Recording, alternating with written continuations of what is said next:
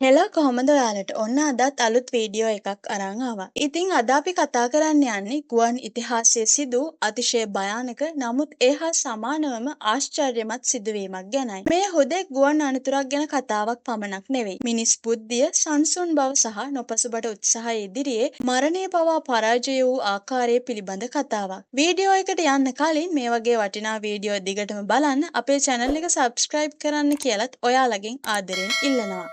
1982 ජූනි 24 වෙනිදා රාත්‍රියේ සිදු බ්‍රිටිෂ් එයාර්වේස් 009 දරන ගුවන් යානයේ අභිරහස් සහ භීතියෙන් පිරුණු ඒ පැය කිහිපය ගැන අපි අද විමසා බලමු. එදා රාත්‍රියේ බ්‍රිතාන්‍ය එයාර්වේස් සමාගමට අයත් City of Edinburgh නමින් හැඳින්වූ දැවැන්ත Boeing 747 යානය ඉන්දියන් සාගරයට ඉහළින් අඩි 37000ක් වැනි විශාල උසකින් ගමන් කරමින් තිබුණා. ලන්ඩනයේ සිට ඕස්ට්‍රේලියාවේ පර්ත් බලා ගමන්ගත් මෙම යානයේ කාර්ය මණ්ඩලය සහ මගීන් ඇතුළු 263 දෙනෙකු සිටියා. මෙය ගමනාන්ත කිහිපයක් හරහා සිදු වූ දීර්ඝ ගුවන් ගමනක් වූ අතර සිදුවීම සිදුවන විට යානයේ කාර්ය මණ්ඩලය මාරු කරමින් ඉන්දුනීසියාවේ ජාකර්තා හරහා පර්ත් බලා ගමන් කරමින් තිබුණා. යානයේ සිටි මගීන් බොහෝ දෙනෙක් නින්දේ පසු වූ අතර සේවකයන් රාත්‍රී ආහාර වේල ලබා දීමෙන් පස්සේ සාමාන්‍ය තත්වයෙන් ගුවන් ගමන සිදු වෙමින් තිබුණා. මධ්‍යම රාත්‍රියේ යානය ඉන්දුනීසියාවට ඉහළින් ගමන් කරමින් තිබියදී කිසිවෙකු නොසිතූ අන්දමින් මරණයේ සෙවණැලි යානය වටා එකතු වුණා.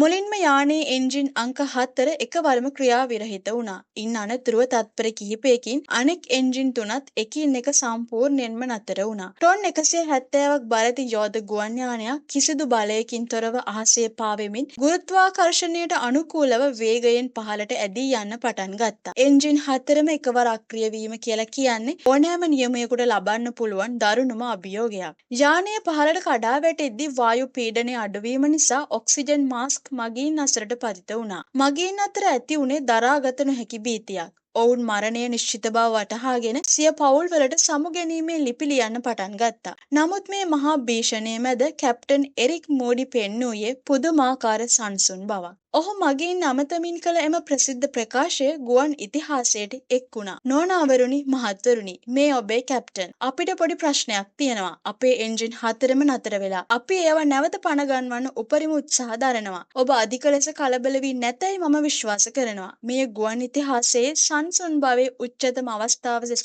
හඳුන්වනවා. පසුව අනාවරණය වූයේ ගුවන් යානයේ ඉන්දුනීසියාවේ ග්ලුන්ගුන් ගිනිකන්දෙන් නිකුත් වූ අති දැවැන්ත අලු සහ දූවිලි වලාකුළක් මැදින් ගමන් කර ඇති බවයි. යානය වටා අලු වලාකුළු තිබුණද රාත්‍රී අන්ධකාරය නිසා රේඩාර් වලට හෝ නියමුවන්ට එය පියවි ඇසින් දැක ගැනීමට නොහැකි වුණා. මෙම අලු වලාකුළු සාමාන්‍ය වලාකුළු මෙන් නොව ඉතා සියුම් ගල් අංශු වගේ ද්‍රව්‍ය වලින් සමන්විතයි. මේවා එන්ජින් තුළට ඇතුළු වූ විට ඒවා දිය වී නැවත කැටි ගැසීම නිසා එන්ජින් ක්‍රියාකාරීත්වය නතර වෙලා තිබුණා. මෙම අලු වලාකුළු කාලගුණ රේඩාර් වලට පවා හසු නොවූ නිසා නියමුවන්ට එය පෙනුනේ නැහැ. යානය සාගර මට්ටමට ළඟා වෙමින් තිබියදී කැප්ටන් මූඩි සහ කාර්ය මණ්ඩලය විනාඩි කිහිපයක් පුරාවටම එන්ජින් නැවත පණ ගැන්වීමට දැඩි උත්සාහයක් දැරුවා. ඔවුන් ගුවන් යානයේ උස අඩි 37000 සිට අඩි 12000ක් දක්වා වේගයෙන් පහළට ඇදී යන විට තමයි එන්ජින් නැවත පණ ගැන්වීමට සමත් වුණේ. විශේෂයෙන්ම එන්ජින් තුල එකතු වී තිබූ අලු ඒවා සිසිල් වීමත් සමගම කැබලි වී ඉවත් වීම මෙම ආශ්චර්යමත් සිදුවීමට ප්‍රධානම හේතුව වුණා.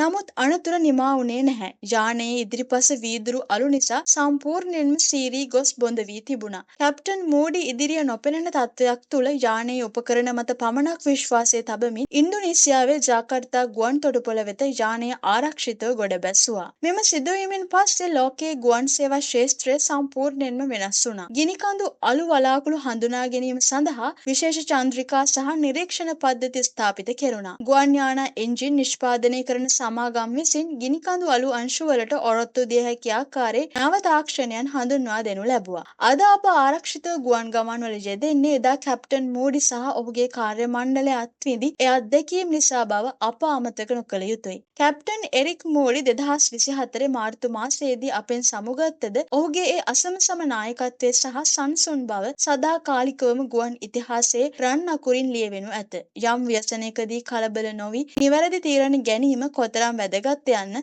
අපට ඔහුගේ ජීවිතයෙන් ඉගෙන ගත හැකියි. ඉතින් ඔයාට මේ වීඩියෝ එක ගැන හිතෙන්නේ මොනවද? ඔයාගේ අදහස් පහලින් කමෙන්ට් කරන්න. තවත් මේ වගේම සිත් ගන්නා සුළු වීඩියෝ නරඹන්න අපේ channel එක subscribe කරන්න. ආය අලුත් වීඩියෝ එකකින් හමු වෙමු.